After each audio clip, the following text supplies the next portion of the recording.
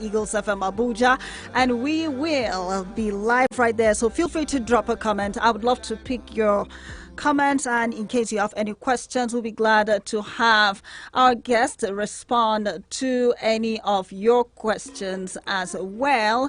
And before we get into the discussion for today, we are also on Facebook, YouTube, Instagram, Twitter, and TikTok.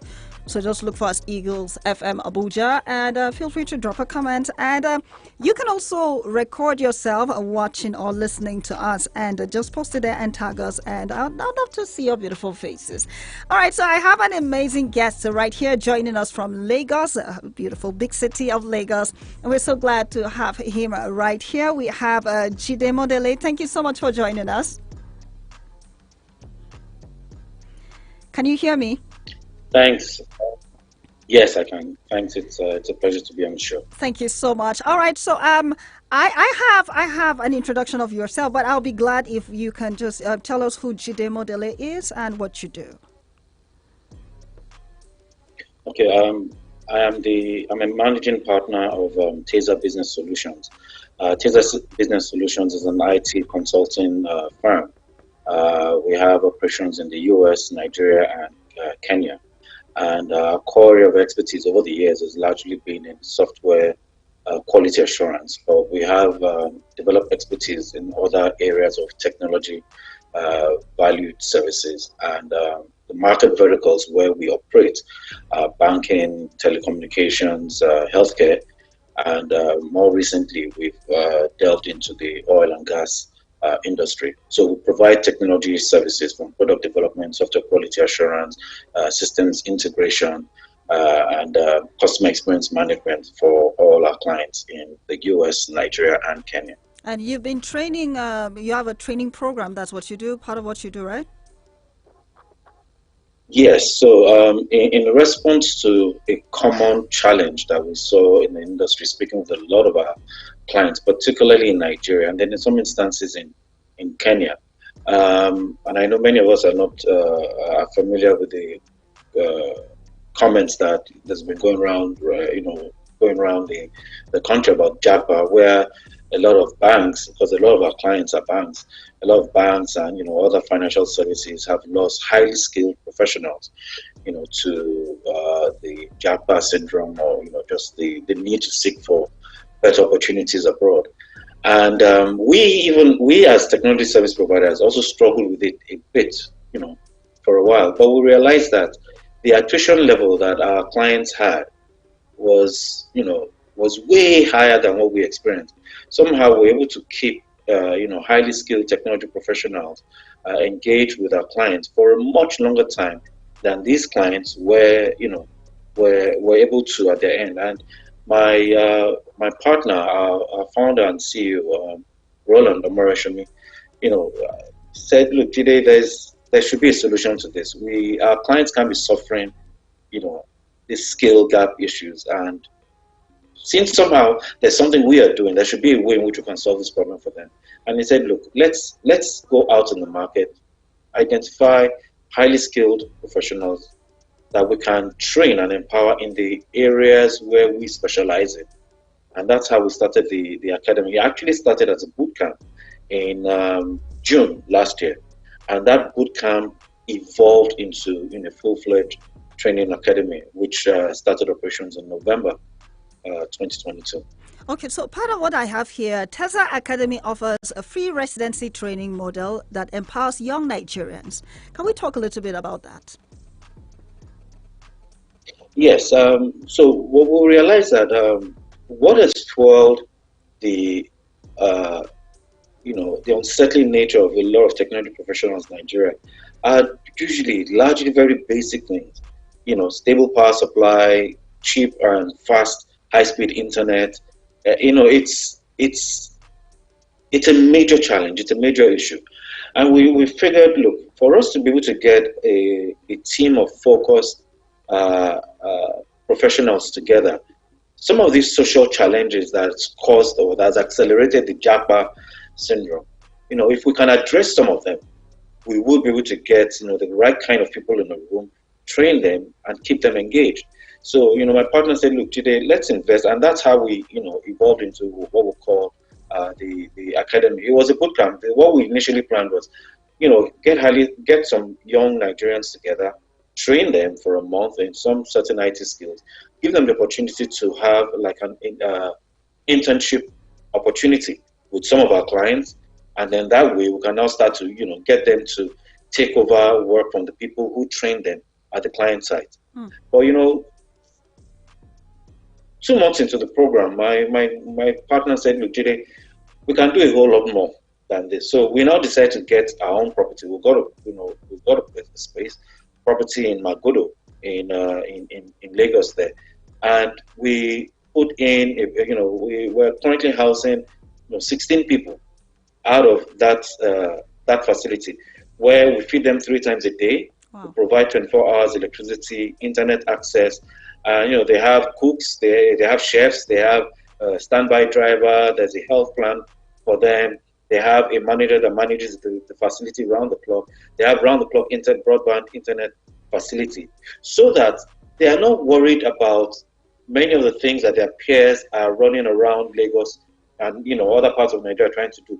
All those things have been provided for you, just so that you can spend the 3 months focused on the intensive training program that we have lined up. And through that intensive training program, you also get the opportunity to get hands-on experience in a real-world scenario. So it's not just academic, IT training. Part of that training requires you to sit in front of a client and engage. So that's what we do at the TASE Academy, and that program is a 3 month program, start to finish. I like the fact that they're not only learning the skill of being in the IT world, but also to be able to engage with people out there. And how do you recruit these young Nigerians to be able to make it into the academy? So part of the training at the academy, so the internship is a mandatory aspect of the program. So there's a first month where we take you through a general orientation, and then there are certain basic fundamentals that you are taught.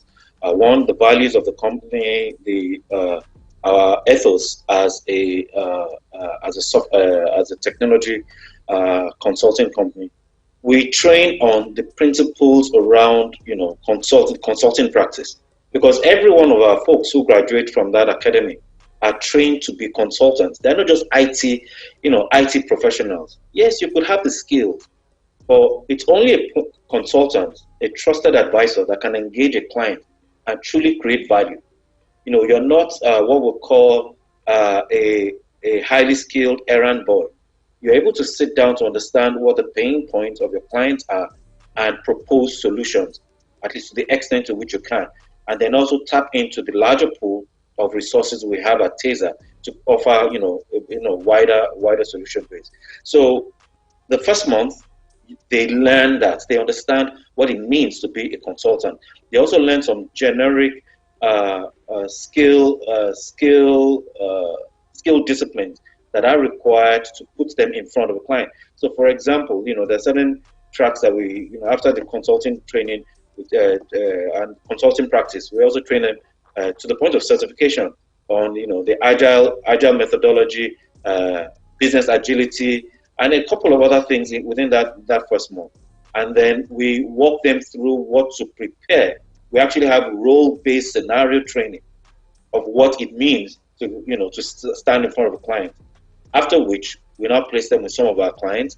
And we also, and this is in partnership with our clients, we let them know that these are people that we're training, and they are coming under the supervision of managers that we have at those client sites. And they're there with the client for a month. In some instances, a bit longer than that, where they report on a daily basis, and they're part of projects that are ongoing at those client sites. All right. So, somebody is listening right now. A young person might be listening to, because one of our focus is the young people in Nigeria to be able to get it right here, instead of leaving, our country to other places to be able to get some of these skills. Now, I want you to share with us some of the testimonials. You've mentioned a few, which is having an intern go to the clients to do that. Now, at the end, let's look at the end story for a few of your students. What is the end story? So, like I said, we started in November last year, and we've had a set complete the training program. And as regards success stories, I can tell you that before the end of that first class, before they completed their training, we had a team of 20 in that class. Some of them, I think, seven of them were from Nairobi, because we also have operations in Nairobi. Seven of them were from Nairobi. All the others were from Nigeria. All of them secured full-time client engagement before they completed their training. In fact, it became a challenge at some point because the clients we got an offer to place them, and we said, hey, there's still some parts of the training that they have to complete. And the client said, it's not a problem. We would allow them, undergo their training while they're working here with us. 100% placement before the first class completed. Right now, we're in the second cohort. We're the 6th week of the second cohort. And from that first class, we have testimonials, written testimonials from clients in the US. We have some of the folks who were placed with our clients in North America, one of our biggest clients in North America. We have written testimonials. We have written testimonials from clients here in Nigeria, also from one of our biggest clients. And these are testimonials from the client about the performance of, some of these folks. And it would also interest you that because of the focused approach that the training, they're not distracted. Everybody is learning together in one training facility. They sleep there, they wake there. It's you're learning almost around the clock because each person that comes to the table is also coming with uh, some talent, to the table, and they all there's a cross person development that goes on within the academy. We realize that some of the folks that we placed at client sites who graduated from the academy in less than 3 months were already being offered managerial roles at a client site. I have a client in Lagos, and just because of confidentiality of our client, I wouldn't mention the client's name, It's but we okay. have a client in Lagos who has offered three of our folks a managerial role, which they're currently holding today.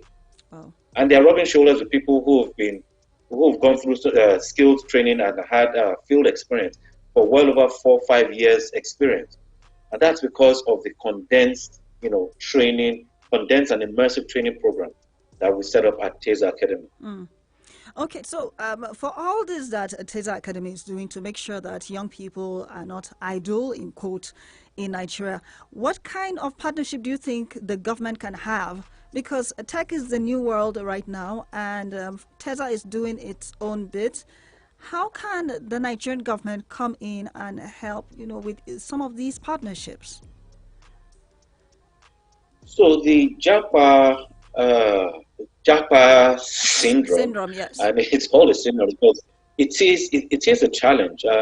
In the last 6 to 7 years, there's been a lot of exodus of highly skilled professionals from Nigeria, so much so that it's caught the attention of the National Assembly, and rumors about National Assembly trying to step in to forcefully reduce that space. But once there's a demand, value is going to chase. It's just going to go. It's going to go that way. And I think now that it's gotten national attention, it's not just something that Taser alone can do. If you can imagine several, I mean, I speak with friends and I speak with some of our clients. And in one instance, a client told me that, look, today the situation is embarrassing. I lost an entire department in 1 month. Wow. An entire department left. And, it wasn't Everybody because left. they got offers. Everybody in the department left. Wow.